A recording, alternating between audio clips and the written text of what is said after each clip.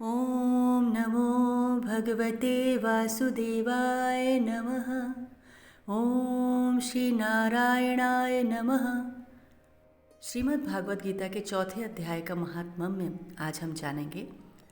मेरे भक्ति चैनल अर्पण म्यूजिक में आपका स्वागत है।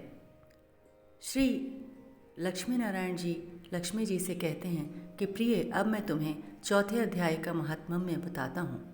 सुनो। भागीरथी के तट पर वाराणसी यानी जो बनारस है नाम की एक पुरी है। वहाँ विश्वनाथ जी के मंदिर में भरत नाम के एक योगनिष्ठ महात्मा रहते थे, जो प्रतिदिन आत्मचिंतन में तत्पर हो आदरपूर्वक गीता के चतुर्थ अध्याय का पाठ किया करते थे। उसके अभ्यास से उनका अंतःकरण निर्मल हो गया था। वे गर्मी, सर्दी, सुख, दुख ऐसे किन्हीं भी द्वंद्वों से कभी व्यथित नहीं होते थे। एक समय की बात है, वे तपोधन नगर की सीमा में स्थित देवताओं का दर्शन करने की इच्छा से भ्रमण करते हुए नगर से बाहर निकल गए। वहाँ बेर के 2 वृक्ष थे। उन्हीं की जड़ में वे विश्राम करने लगे। एक वृक्ष की जड़ में उन्होंने अपना मस्तक रखा और दूसरे वृक्ष के मूल में उनका एक पैर टिका हुआ था। थोड़ी देर बाद जब वे तपस्वी चले गए, तब बेर के दोनों वृक्ष 5 ही 6 दिनों के भीतर सूख गए। उनमें पत्ते और डालियाँ भी नहीं रह गई। उसके बाद वो दोनों वृक्ष कहीं ब्राह्मणों के पवित्र गृह में 2 कन्याओं के रूप में पैदा हुए। वे दोनों कन्याएं जब बढ़कर 7 वर्ष की हो गई, तब एक दिन उन्होंने दूर देशों से घूमकर आते हुए भरत मुनि को देखा। उन्हें देखते ही वे दोनों उनके चरणों में पड़ गईं और मीठी वाणी में बोली कि हे मुनि, आपकी ही कृपा से हम दोनों का उद्धार हुआ है। हमने बेर की योनि त्याग कर मानव शरीर प्राप्त किया है। उनके इस प्रकार कहने पर मुनि को बड़ा विस्मय हुआ। उन्होंने कहा, पुत्रियों, मैंने कब और किस साधन से तुम्हें मुक्त किया था? साथ ही ये भी बताओ कि तुम्हारे बेर के वृक्ष होने का क्या कारण था, क्योंकि इस विषय में मुझे तो कुछ भी ज्ञात नहीं है।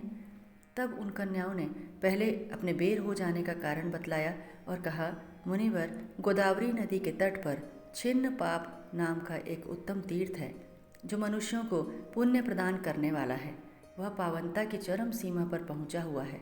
उस तीर्थ में सत्यतपा नामक एक तपस्वी बड़ी कठोर तपस्या कर रहे थे। वे ग्रीष्म ऋतु में प्रज्वलित अग्नियों के बीच में बैठते थे। वर्षा काल में जल की धाराओं से उनके मस्तक के बाल सदा भीगे रहते थे और जाड़े के समय में जल में निवास करने के कारण उनके शरीर में हमेशा ठंड होती थी। वे बाहर भीतर से सदा शुद्ध रहते, समय पर तपस्या करते और मन और इंद्रियों को संयम में रखते हुए परम शांति प्राप्त करके आत्मा में ही रमण करते थे। वे अपनी विद्वता के द्वारा जैसा व्याख्यान करते, उसे सुनने के लिए साक्षात ब्रह्मा जी भी प्रतिदिन उनके पास उपस्थित होते और प्रश्न करते थे। ब्रह्मा जी के साथ उनका संकोच भी नहीं रह गया था, अतः उनके आने पर भी वे सदा तपस्या में मगन रहते थे। परमात्मा के ध्यान में निरंतर संलग्न हो रहने के कारण उनकी तपस्या सदा बढ़ती रहती थी। सत्य तपा को जीवन मुक्त के समान मानकर इंद्र को अपने समृद्धिशाली पद के संबंध में कुछ भय हुआ। तब उन्होंने उनकी तपस्या में सैकड़ों विघ्न डालने आरंभ कर दिए। अप्सराओं के समुदाय से हम दोनों को बुलाकर इंद्र ने इस प्रकार आदेश दिया कि तुम दोनों उस तपस्वी की तपस्या में विघ्न डालो, जो मुझे इंद्र पद से हटाकर स्वयं स्वर्ग का राज्य भोगना चाहता है। इंद्र का यह आदेश पाकर हम दोनों उनके सामने से चलकर गोदावरी के तीर पर, जहाँ वे मुनि तपस्या कर रहे थे, आई। वहाँ मंद और गंभीर स्वर से बजते हुए मृदंग और मधुर वेणुनाद के साथ हम दोनों ने अन्य अप्सराओं सहित मधुर स्वर में गाना आरंभ कर दिया। इतना ही नहीं, उन योगी महात्मा को वश में करने के लिए हम लोग स्वर, ताल और लय के साथ नृत्य भी करने लगी।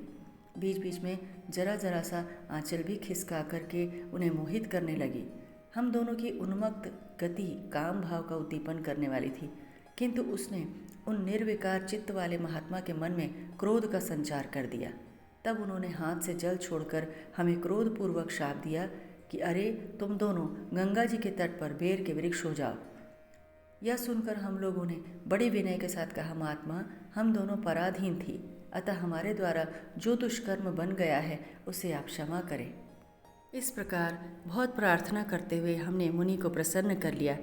तब उन पवित्र चित्त वाले मुनि ने हमारी शाप उद्धार की अवधि निश्चित करते हुए कहा, भरत मुनि के आने तक ही तुम पर यह शाप लागू रहेगा।